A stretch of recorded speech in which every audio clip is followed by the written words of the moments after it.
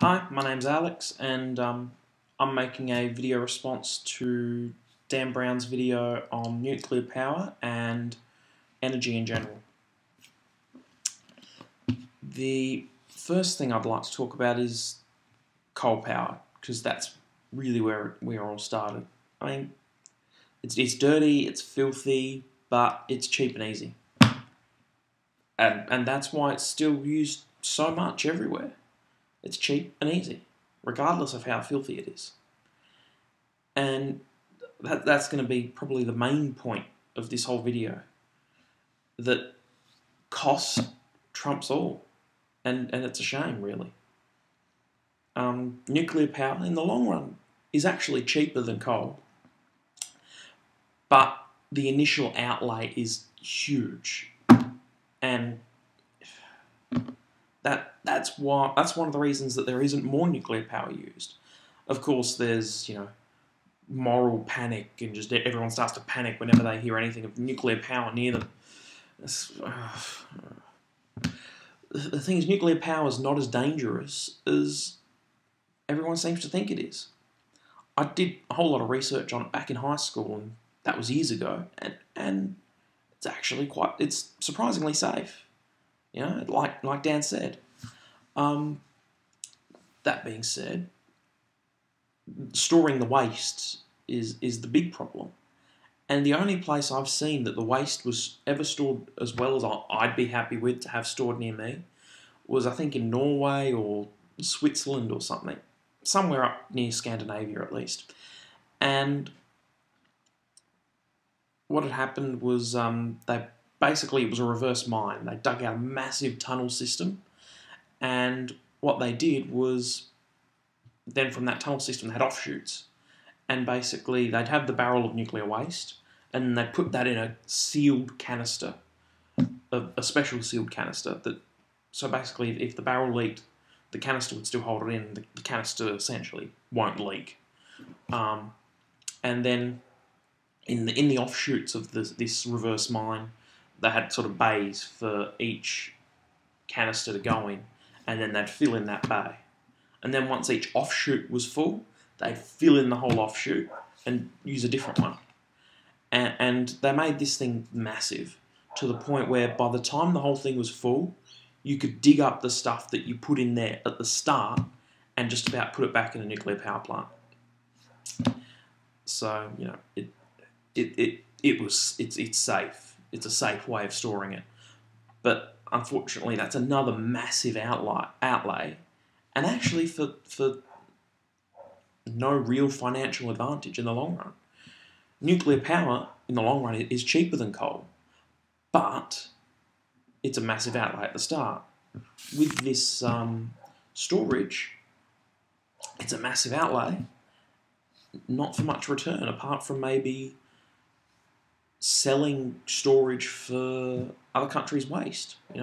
Other country, pay you to store it there. And even then, it doesn't pay for itself quite as well. So I don't see it happening in a lot of places. And if you can't store the waste, nuclear power may as well not be safe at all. And that's the problem. You have hydroelectricity, but I mean, even to some degree, that's not great for the environment, because you've got to build a massive dam, and if you're damming a river, you're affecting the entire ecosystem downstream. So, yeah. And you're limited to where you can put a hydroelectric dam. And then you've got solar farms and wind farms.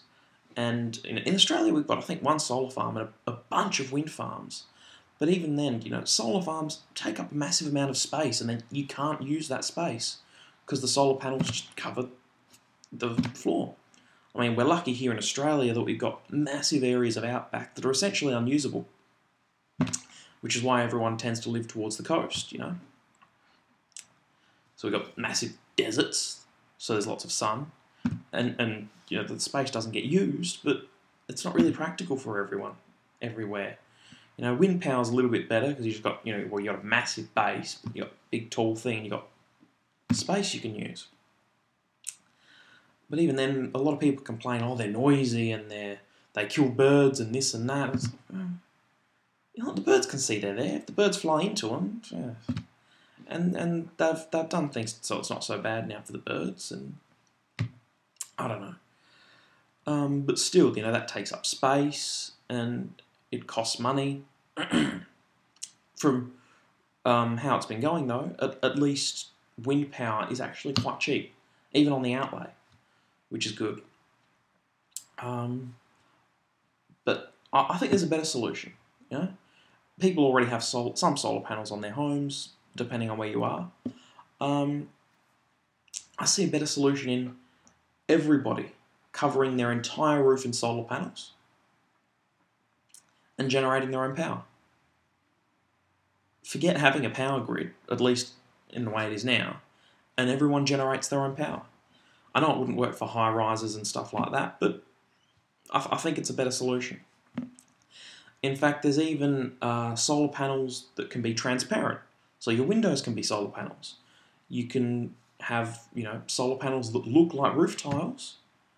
You can have solar panels that's a thin film that you could cover your entire house, not just your roof.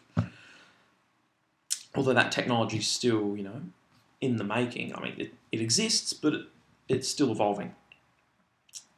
And then on top of solar panels, you can actually have wind turbines on your roof that aren't your typical tall, spinny ones. They're actually long, fat ones that spin this way, and they actually go on the tip of your roof, on the apex of the roof. And because of the shape of the roof, it actually directs air into the turbine and makes it more efficient.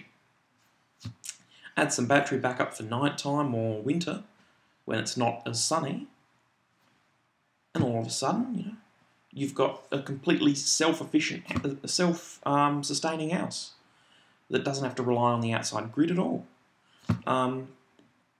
In fact, you'd probably generate more power than you need, which then you could turn the existing grid on its head. You know, instead of people using power, people put power back into it, which already happens a little bit with solar panels, but I'm talking on a massive scale. You don't draw power off the grid much at all. You know, you're mostly just putting power back into the grid when you're not using it. And then that can go to powering things like your high rises and places like that, you know, and big office buildings. You know, they'd still have, you know, solar panels and wind turbines on their roofs, but that's not going to be enough to power every floor. You might power 3 floors with that tops, if you had really efficient gear and everything in the offices. And then you don't need any power plants. You don't need solar farms or wind farms. And everyone just generates their own power. It's a win-win. But unfortunately, coming back to it, the outlay is massive. And if anyone ever did do it, they'd do it on the cheap, and it wouldn't work properly. The infrastructure would fall over.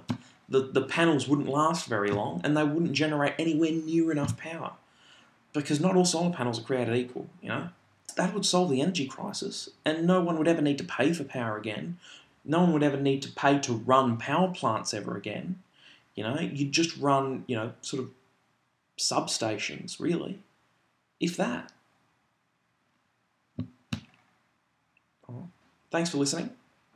My name's Alex, and I hope this has been informative.